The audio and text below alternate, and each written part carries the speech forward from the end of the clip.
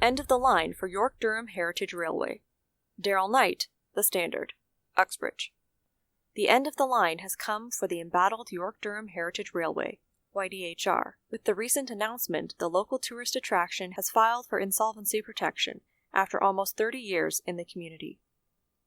The YDHR made the announcement in a social media post on Sunday, January 21st. In late 2023, the township cited several safety and financial issues with the Heritage Railway. They announced they would not negotiate a lease for the train station or the surrounding rail yard and tracks. These are subleased by the township to YDHR.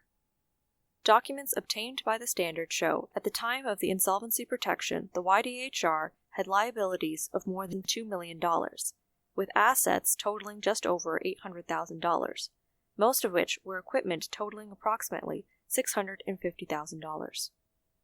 This latest development spells the end of the railway, which has seen overwhelmingly negative reviews from riders, vendors, and contractors in recent years. This involves numerous complaints of unpaid invoices, cancelled trips without a refund, and an overall lackluster experience. In addition, recent train rides lasted less than 15 minutes, only taking passengers to O'Brien Road, rather than to the historic train station in downtown Stouffville, as had been the case for decades prior to a change of leadership at YDHR in 2019. On January 15th, YDHR announced President and CEO John Perks had resigned, effective immediately. In a recent council meeting regarding what could be next for Uxbridge's historic train station, Township CAO Christy Honey explained, "There has been significant interest in the location from several different groups, including use as a film location, other special events, and short-line railway operators." Brock is calling all charities as applications open for annual golf tournament fundraiser. Darrell Knight, The Standard, Brock.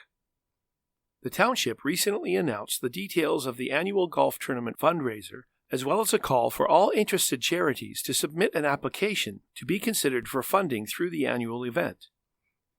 The Municipal Golf Tournament fundraiser is celebrating its 25th anniversary this year, and to date has contributed close to $250,000 towards local youth-oriented projects in every corner of the municipality.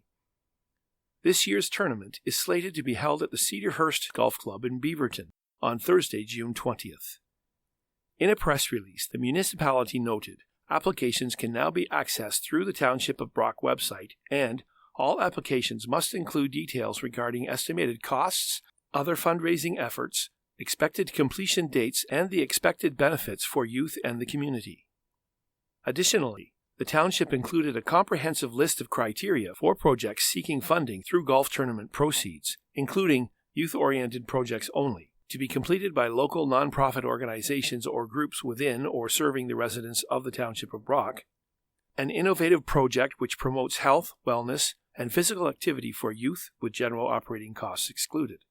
Projects will only be funded to a maximum of 50%, with the remainder required to be completed through other fundraising efforts.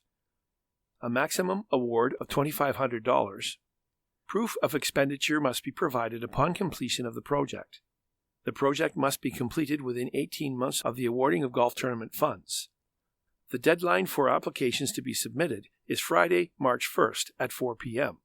For additional information and to access an application for funding, please visit the Township of Brock 26th Annual Port Perry Antique and Nostalgia Show. Marilyn Pierce, Lake Scugog Historical Society Show Convener. Scugog. The Lake Scugog Historical Society, LSHS, is pleased to announce the Port Perry Winter Antique and Nostalgia Show returns to the Scugog Community Centre for the 26th year on February 3rd and 4th. This show is now one of Ontario's oldest continuously running shows and is always a welcome event for locals and antique and vintage collectors from all around Ontario. Over the past 25 years, this show has helped the local society fund their operational program and donated to the museum's capital fund. Walking through the doors of the now semi-annual Port Perry Antique and Nostalgia Show, we also host an October show, you soon realize how popular this event has become for all generations of antique and vintage collectors, historians, decorators, and the community. The show will welcome 27 quality dealers from across Ontario as in the past. This year we'll see some new vendors added to the show, along with many of your usual favorites. For the first time, there will be a vendor who deals in indigenous art and artifacts. The atmosphere is always exciting for dealers and the public as it kicks off the antique season for the coming year. Visitors will find Canadiana antiques, primitives, folk art, jewelry, advertising signs and tins, furniture, postcards and paper, books, toys, china, glass, bottles, and works of art. Saturday mornings are especially hectic, when the most passionate collectors line up early. You can hear folks planning their route through the hall in the entryway. An added feature to our February 2024 show will be a book signing on Saturday from 11 a.m. to 1 p.m. by local author Peter Havidsten, who has just completed general stores Reach, Cartwright, and neighboring townships. The LSHS exhibit will feature general store memorabilia. The LSHS book sales table will feature many historical books.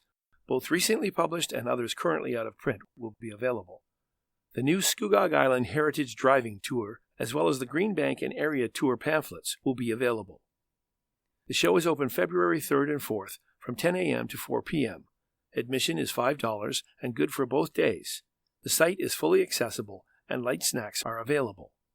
All proceeds from this event will support the projects of the Lake Scugog Historical Society. For more information, please contact us at lakescugoghistoricalsociety@gmail.com or by phone at 905-985-9250. Regular updates will be posted on our LSHS Facebook page. Kawartha Lakes expected to revisit backyard chickens issue next month. Dan Kearns, The Standard, Kawartha Lakes. The issue of backyard chickens is expected to be discussed again by the Kawartha Lakes Council next month. In 2021, the city passed a motion allowing for a 2-year backyard chicken pilot project in certain residential areas. At the time, the number of allowed coops was capped at 50. With the pilot program being expired, resident Krista Blanchard made a deputation to councillors on Tuesday, January 16th, calling for the program to be revisited and amended. Mrs. Blanchard and her family raised hens and chicks on their Little Britain property. Providing proper nutrition to our family is something we value a lot. I never would have imagined these hens would be such an important part of our family. I know this may sound crazy to some, but we love them like pets, outdoor pets, of course, she explained. She noted her family feels strongly about giving back to their friends, family, and community. With the extremely high rising costs of living, groceries especially, we rely on these eggs not only to help nourish our bodies, but to cut some of the costs of food for security. She stated people growing their own food on their properties would help families with the rising inflation rate. Mrs. Blanchard then said her goal for the deputation was to have council look at revisiting the pilot project. We are asking to have the land required in order to have hens decreased and the amount of hens allowed increased from the current 4 to 10 hens. Mrs. Blanchard mentioned in her deputation Ward 7 Councillor and Deputy Mayor Charlie MacDonald said, something is coming to council in February which might address some of the issues. Kawartha Lakes Council seeks an update on signage issues. Dan Kearns, The Standard, Kawartha Lakes. The City of Kawartha Lakes Council is looking for a wholesome report on signage in the municipality, including a plan to replace Service Club signs at Lindsay's entry points. At a Tuesday, January 16th meeting, councillors discussed a memorandum from Ward 5 Councillor Eric Smeaton. The memorandum called for a report to come back to council by the second quarter of 2024 regarding the plan for the replacement of Service Club signs at the main entry points to Lindsay. However, during discussions, other types of signage were also brought up. Councillor Smeaton stated the intent of his memo was to start the process on a concrete master plan for signs throughout Kawartha Lakes, which will have clear definitions of responsibilities, costs, and so on, should council wish to venture forward. Ward 7 Councillor Charlie MacDonald mentioned wayfinding signs as one of the types he'd like to see as part of the master plan. A signboard located on Lindsay Street South across from the Riverside Cemetery was removed in March of 2022 after being determined it needed to be in better shape. The signs, which are coming down in Lindsay, are in a state of disrepair which is why they're coming down. Last year, the Economic Development Department did an inventory with engineering to look at all the signs we're responsible for across the city. These signs were on the list of the ones which need to come down. So, in due respect to those organizations which paid to have their organization's logo on those original signs, we're reaching out to all of those organizations or groups to see if they'd like their logo back. Rebecca Mustard, the city's manager of economic development, explained at the time. CAO Ron Taylor said, what he took from the discussion was the need for a general report back on the various types of signs, and what the strategy is for service club signs, as mentioned in the memo, but also looking at it broadly and citywide. Welcome to You've Got to Be Kidding, a podcast that offers a different perspective of life around us. Listen now to author Jonathan Van Bilsen. I don't often touch on political issues in this column, but I've watched the Republican caucuses in the Iowa area last week, and I must say I'm flabbergasted by the way things work down there. It appears every state has an opportunity to vote for the Republican candidate, and Iowa was first. The results were shocking. Ron DeSantis, the governor of Florida, wants to be president and decided to give it all he had in Iowa. Being the first caucuses, he wanted to hit the ground running. Boy, did that backfire. DeSantis campaigned in every county well beyond his opponents, Nikki Haley and Donald Trump, who I might add made no appearances to speak of. Fast forward to January 15th, and after a few hours, Trump ends up with 51% of the vote, Nikki Haley at 19% and Ron DeSantis at 21%. There was also a fourth candidate who dropped out and endorsed Trump instead. Initially, 51% sounds high, but in reality, it's only 1/3 of the votes. If there were only two candidates, the race would be neck and neck, but that's not the case. Digging a little deeper reveals the scary truth. Trump won in every single county in Iowa, the rural, the urban, and the suburban. He was expected to win the less educated vote, but instead took the business people, the suburbanites, and virtually everyone else. Ironically, the person who won a short 4 years ago lost a presidential election, triggered a riot, was twice impeached, and was noted as the most damaged person in American politics. Being acquitted of wrongdoings allowed Trump to run again, and he is. The cold weather in Iowa did not work against Trump. His people have said all along, the better the weather, the more Trump supporters will come out. Again, not the case, and only half of the 220,000 voters came out. DeSantis is now playing catch-up. He is so far behind Trump, and unfortunately, the next state vote is New Hampshire, a state where DeSantis did not expect to do well. All in all, this makes for a very interesting future, watching from the Canadian sidelines. Surprisingly, Donald Trump has not only won a major victory, but he won by so much his two opponents are left fighting over second place.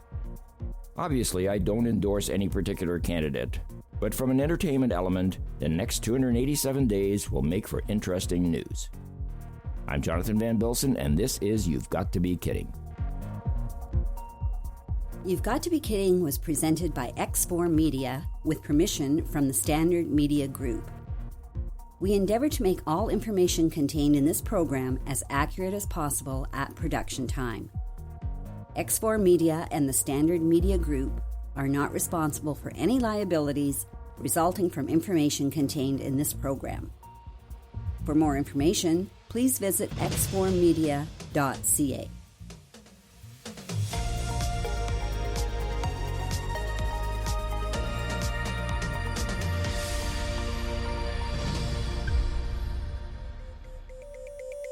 The Standard Podcast was produced by Greenstream Studio for the Standard newspaper.